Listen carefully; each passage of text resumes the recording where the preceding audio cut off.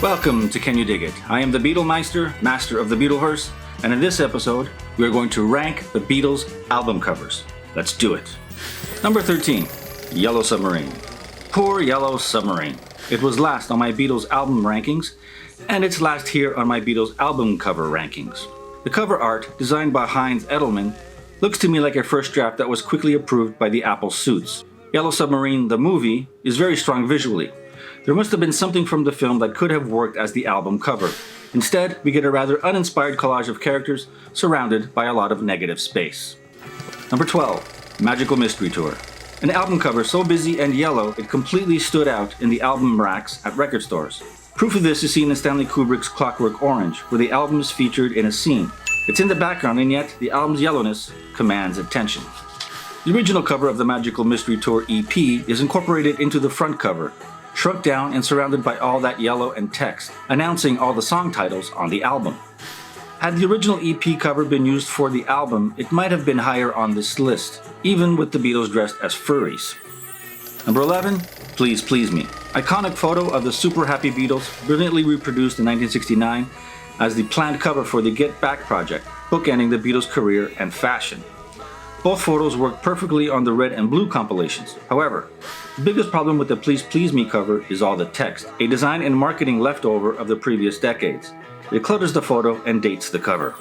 Number 10, A Hard Day's Night. The contact sheet idea is a good one. The dark blue also worked to make the album stand out on the rack. What doesn't work is the dark red lettering that doesn't stand out against the blue. Also, the shots used on the cover are not the greatest. George and especially Ringo's shots are a bit too similar, not enough distinctive facial expressions. A better, more iconic cover would have been the Beatles running down the street or jumping in the air, images taken from the movie and used on various movie posters. Number 9, Let It Be. Another iconic cover, copied and spoofed countless times. A version of it even appears briefly on an episode of BR Football's brilliant cartoon, The Champions. The problem I have with the Let It Be cover is the lack of creativity. 4 pictures on a black background with simple block lettering. Minimalist, but not that interesting. Again, there must have been an image from the movie they could have used, maybe something off the rooftop, like they used in the Get Back reimagining of the Let It Be documentary. Number 8, Help. The last of the movie's soundtrack covers on this list. I've always liked this cover, simple, clean, the Beatles in semi-4 positions, not spelling out help. It just looks cool. But like the other movie soundtrack covers, there must have been an image from the movie that would have worked better. Number 7, The White Album. The White Album is at number 7 solely for the audacity of the concept. An all-white cover with nothing to look at except for the gray block letters spelling out The Beatles. Apparently this was Paul's idea, yet Yoko Ono kind of preceded this with the all-white chess set in 1966. Was Paul inspired by Yoko on this one? It always bothered me that the text is slightly off-kilter, like it was a mistake that they never bothered to correct. The White Album cover isn't much to look at, but the Beatles did include a lot of photos and posters inside to satisfy the fans. Number 6, Beatles for Sale. Number 6 and 5 are like parts 1 and 2. Beatles for Sale and Rubber Soul are both great photos taken of the Beatles in a natural setting. Beatles for Sale has the Beatles looking rather ragged and tired, but still cool. I love the splash of color in the foreground with the green and orange. It looks like autumn and the boys are dressed in black with big beatnik scarves ready for the English cold, mop tops on full display. Great cover. Number 5, Rubber Soul. Rubber Soul is a more artistic cover than Beatles for Sale, which is why it's got the slight edge over its predecessor.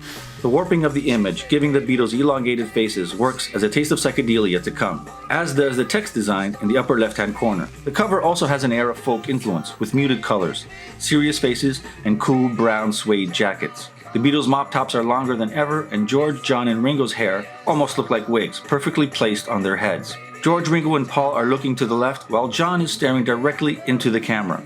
His enigmatic expression reminds me of the Mona Lisa. Is it a smile or not? What does he know that we don't? What's he thinking? What's he hiding?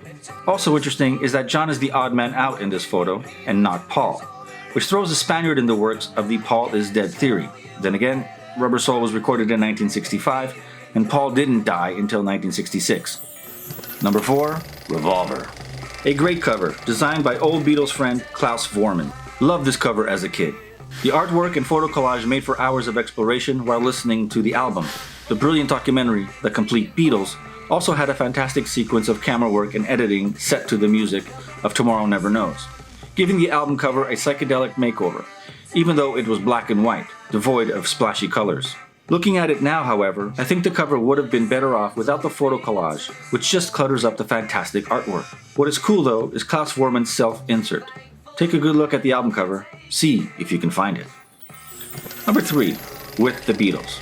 Now we're getting into the ultra iconic album covers, and With the Beatles was the first. The Beatles are dressed in black beatnik turtlenecks, serious faces in half shadow.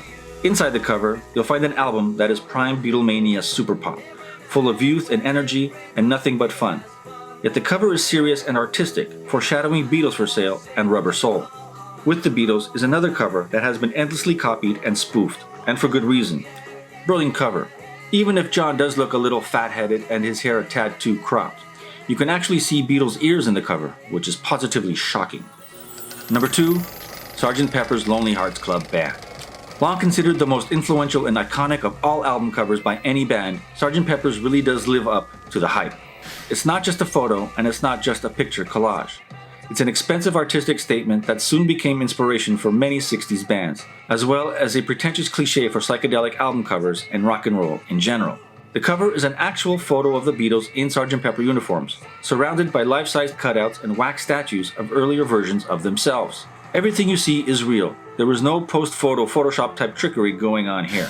The cover was perhaps most famously copied by the Rolling Stones on their album, Their Satanic Majesty's Request. The Beatles gave a shout out to the Stones on the cover of Pepper, and the Stones reciprocated with a Beatles shout out on the cover of Satanic Majesties. Fun facts. There are 71 figures featured on the cover. Apparently Hitler and Jesus are also in the shot, but they are obscured by the Beatles themselves. Mahatma Gandhi was also supposed to be in the photo, but the head of EMI nixed that idea, claiming it would not go over well in India.